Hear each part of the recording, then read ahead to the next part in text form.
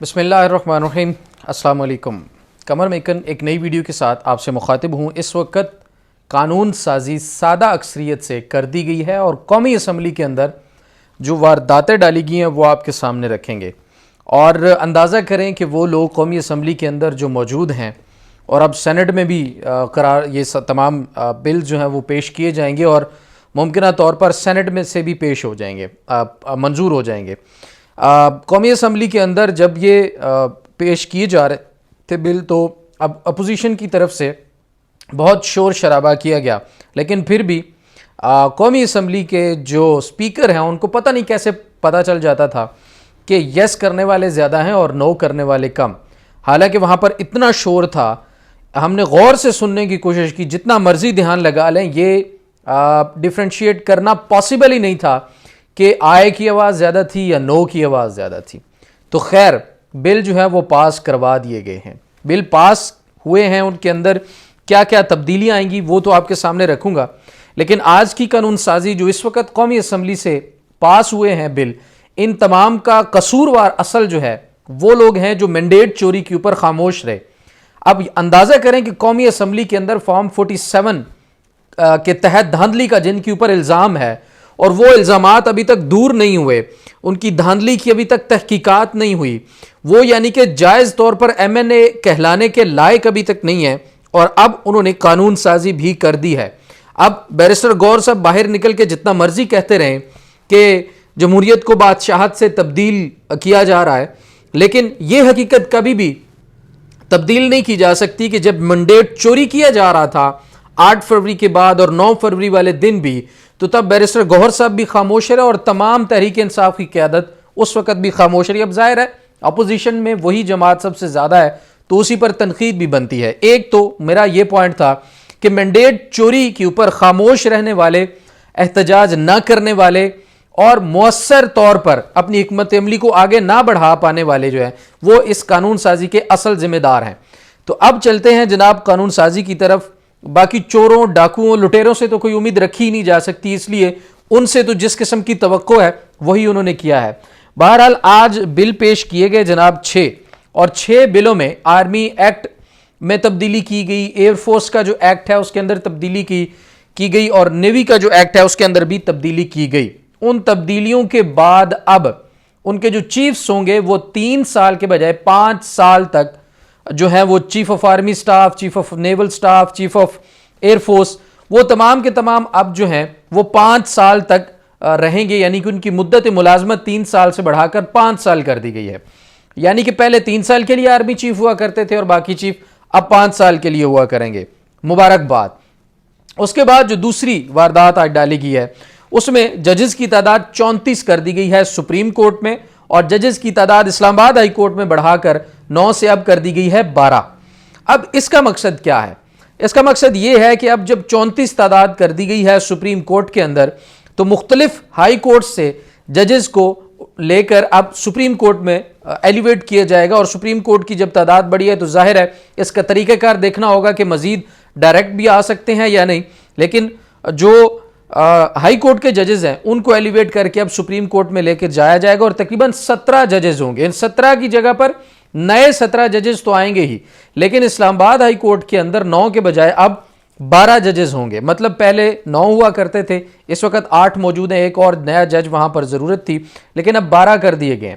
तो अब वहां पर भी जो 4 जजेस मजीद लगाए जाएंगे। अब आपने ये भी नजर रखना है अवाम ने कि ये जो जजेस नए आएंगे इनका बैकग्राउंड क्या है, ये कौन कौन सी पार्टीज के साथ मुंसलिक रहे, कौन कौन सी एसोसिएशंस के साथ मुंसलिक रहे, किस किस के अहम तरीन केसेस लड़ते रहे, क्योंकि होंगे तो ये वकला में से ही, कोई CSS का एग्ज़ाम देकर या फिर कोई अदालत का कोई ऐसा निज़ाम तो है नहीं कि कोई बहुत बड़ा एग्ज़ाम देकर ये डायरेक्ट हाई कोर्ट या सुप्रीम कोर्ट के जज बनेंगे, क्योंकि लोअर जुडिशरी जो है डिस्ट्रिक्ट के अंदर सेशन जज या सिविल जज, वो तमाम के तमाम जो मजिस्ट्रेट वो टेस्ट देकर पास करके अपने आप को साबित करके आते हैं। लेकिन हाई कोर्ट के अंदर और सुप्रीम कोर्ट के अंदर जो जजेस आते हैं, मोहतरम ऑनरेबल जजेस जो हैं, वो अपनी एफिलिएशन के साथ आते हैं। जिस वक्त जिसकी हुकूमत होती है, जिसकी मर्जी का चीफ जस्टिस बैठा होता है, वो उसकी मर्जी से घेर घार के अपना एक ग्रुप बना के एक जजेस का पूरा टोला जो है लेकर सुप्रीम कोर्ट या हाई कोर्ट में लगा दिया जाता है। चैम्बर फेलोज अक्सर होते हैं, लगा दिए जाते हैं। किसके चैम्बर से ज़्यादा जजेस हैं, किसके कम हैं, ये अगर इनकी हिस्ट्री निकाली जाए तो आसानी से पता चल सकता है। तो अब जनाब जजेस की तादाद सुप्रीम कोर्ट के अंदर बढ़ाकर 34 कर दी गई है। बाकी अवाम ने खुद देखना है कि कौन कौन अब जज बनेगा और उसने पहले किस किस के केस लड़े हैं, कौन सा बड़ा वकील है, कहां कहां रहा है। और ये जो जजेस होंगे इसके ऊपर भी हुकूमत ने जरूर मुकमुका किया होगा, पीपल्स पार्टी और नून लीग ने और MQM ने, कि जी मेरे इतने, तुम्हारे इतने और तुम्हारे इतने, वहां यहां पर जो है वो इन जजेस को लगाया जाएगा। अब ये पहले मुकमुका जाहिर है हो चुका होगा। उसके बाद जैसे बताया कि इस्लामाबाद हाई कोर्ट में 9 से 12 कर दिए गए हैं।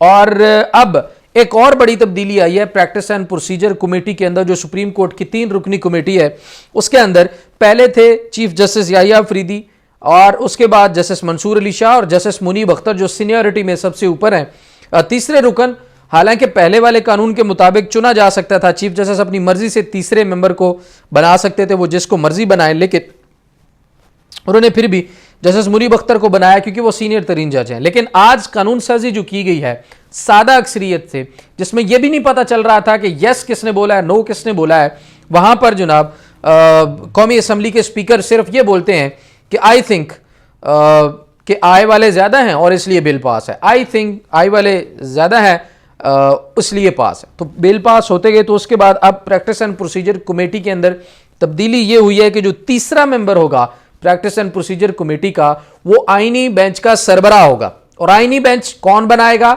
Judicial commission. और जुडिशल कमीशन में किसकी अक्सरियत ज्यादा है? हुकूमती अरकान की। तो तमाम तर मामलात इस वक्त जो है वो हुकूमत ने अपने कंट्रोल में रखे हुए हैं।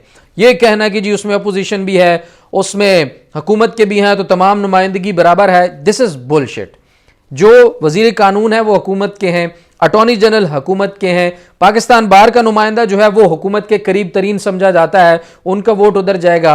उसके बाद जैसे समीनुद्दीन को भी अब ये बातें हो रही हैं कि वो हुकूमत की तरफ टिल्ट करेंगे और 8-5 से जुडिशल कमीशन के हर फैसले आया करेंगे, ये हमें लग रहा है। और ये बहुत सारे अब लोग जो है वो दावा भी कर रहे हैं और वाज़ेह तौर पर नजर आ रहा था कि 8-5 से हुकूमत की अक्सरियत है। इससे अच्छा था एक कानून साजी ये भी कर देते कि भाई तमाम इख्तियारात अदलिया के वो जो है पार्लियामेंट को दिए जा रहे हैं, पार्लियामेंट चाहे जो मर्जी बेंच बनाए, पार्लियामेंट चाहे जिस मर्जी मामले को चलाए और पार्लियामेंट चाहे जिस मर्जी जज को जब निकालना है जब निकाल भी दे।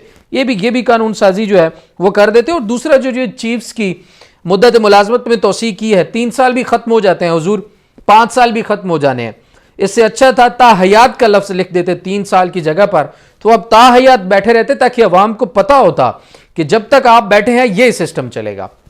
और जो झूठी उम्मीदें अवाम को लगती हैं कि भाई इसका सियासत में ज्यादा मुदाखलत है, ये जाएगा तो कुछ होगा, फलां का कम मुदाखलत है वो आएगा तो कुछ होगा, ये उम्मीदें भी अवाम की खत्म हो जाएं और फिर एक जो है वो कंटिन्यूटी कम अज कम रहे, जुल्म की रहनी है, जबर की रहनी है, मार धाड़ की रहनी है, तो वही चलती रहे। उसको फिर तब्दील होने की जो उम्मीद है लोगों के अंदर उसे भी खत्म कर देना चाहिए, क्योंकि उससे बहुत ज्यादा फिर तकलीफ होती है।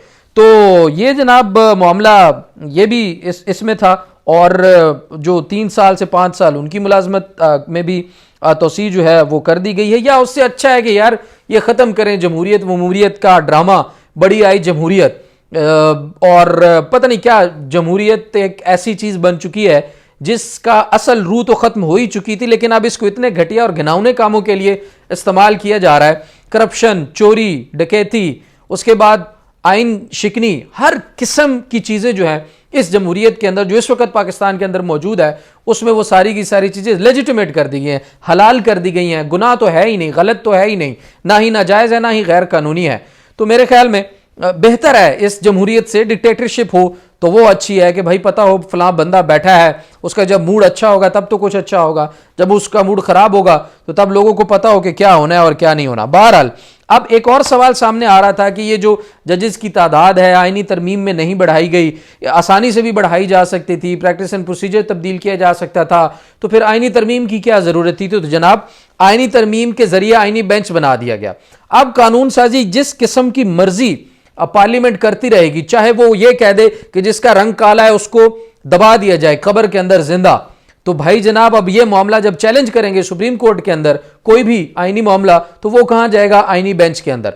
अब ये कानून साजी पास कर दी जाए कि जो बंदा भी सड़क के ऊपर जा रहा है और वो अगर पुलिस वाले को, आर्मी वाले को, रेंजर वाले को, इंटेलिजेंस वालों को पसंद नहीं आएगा, या उसकी शक्ल अच्छी नहीं होगी, या वो उनकी खुशामद नहीं करेगा, तो फिर उसको उठा के जेल में डाल दो। अब इस मामले को अगर चैलेंज करना होगा सुप्रीम कोर्ट के अंदर, तो मामला कहां जाएगा? आईनी बेंच के अंदर। और आईनी बेंच बनाने का इख्तियार किसको है? जुडिशल कमीशन को। और जुडिशल कमीशन में फिर अक्सरियत किसकी है? उसी हुकूमत की, और जो हुकूमत इस वक्त ये तमाम मजालिम जो है वो ढा रही है। तो ये टोटल मिला के कान इधर से पकड़ें या इधर से, इसलिए आईनी तरमीम पहले की गई कि आईनी अदालत बनाई जाती। आईनी अदालत तो ना बन सकी, आईनी बेंच बन गया। अब मौलाना फजलुर रहमान साहब के ऊपर भी ये जिम्मेदारी आती है। खैर, मैं बात कंप्लीट कर लूं कि आईनी बेंच बना दिया, अब जो मर्जी गैर इंसानी बुनियादी हकूक के खिलाफ कानून साजियां की जाती रहेंगी, आगे भी होने के खदशात हैं और इम्कानात भी हैं। तो फिर वो तमाम तर मामला चैलेंज कहां पर होंगे? आईनी बेंच में। और आईनी बेंच में कौन बैठा होगा? हुकूमत की मर्जी के जजेस। तो अब ये जो मामलात हैं इनके ऊपर अब बहुत तशवीश जो है मुल्क के अंदर इस वक्त जो है वो पाई जा रही है। अब देखना यह है कि आगे क्या मामलात होते हैं। बहरहाल क्या देखना है, नजर आ रहा है फ्यूचर किसी किस्म का वो पाकिस्तान के अंदर नजर नहीं आ रहा। महंगाई देख लें, बेरोजगारी देख लें, लाकानूनियत देख लें, हर तरह से हर जुल्म जबर का बाजार पाकिस्तान के अंदर गर्म है। बस सरगर्म ये जो अनासिर हैं वो अपनी मर्जी के काम कर रहे हैं और कोई उनको रोकने टोकने वाला बहरहाल इस वक्त जो है वो नहीं है। तो जनाब ये तमाम तर मालूमात थी।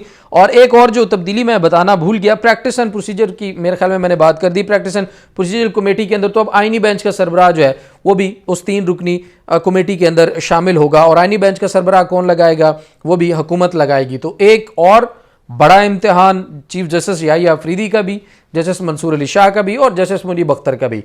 तो जितनी भी कानून साजियाँ इस वक्त हो रही हैं, मुझे लगता है वो एक तो 2-3 जजेस को टारगेट करके जरूर की जा रही हैं, ताकि वो किसी सूरत भी आगे ना आ सकें, किसी किस्म के मामलात में इंतजामी हो या फिर जुडिशल, उनके पास कोई इख्तियार जो है वो ना रहे। अब कल जुडिशल कमीशन का इजलास होगा और उसमें अब ये जो आज कानून साजी हुई है, जाहिर है इसके ऊपर कल तक नोटिफिकेशंस वगैरह भी हो जाएंगे।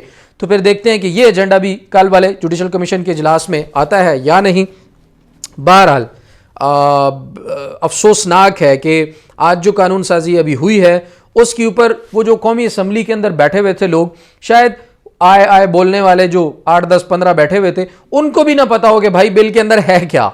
उनको बिल्कुल भी नहीं पता होगा। उनसे अगर बाहर जाके पूछ लें कि भैया आपने वो पढ़ा है, तो वो आपको बताएंगे कि भाई हमने तो नहीं पढ़ा, हुक्म आया था और हमने जो हुक्म की जो है वो उसको बजा लाते हुए जो है वो मुकम्मल तौर पर अपनी रजामंदी, ज़ाहिर है वो जीते ही इसी वजह से हैं, उनको पहले से ही तमाम तर जो गारंटीज़ हैं लेकर उनको पार्लियामेंट में भेजा गया होगा, जिसकी वजह से अब ये सब कुछ हो रहा है। तो बहरहाल 3 साल के बजाय भी अगर 5 साल कर दिए तो ताहयात भी हो जाती, तो कुछ बुराई नहीं थी। देखते हैं मज़ीद जो अपडेट्स हुई वो भी आपके सामने रखेंगे। अभी तक के लिए इतना ही, इजाज़त दीजिए। अल्लाह निगहबान।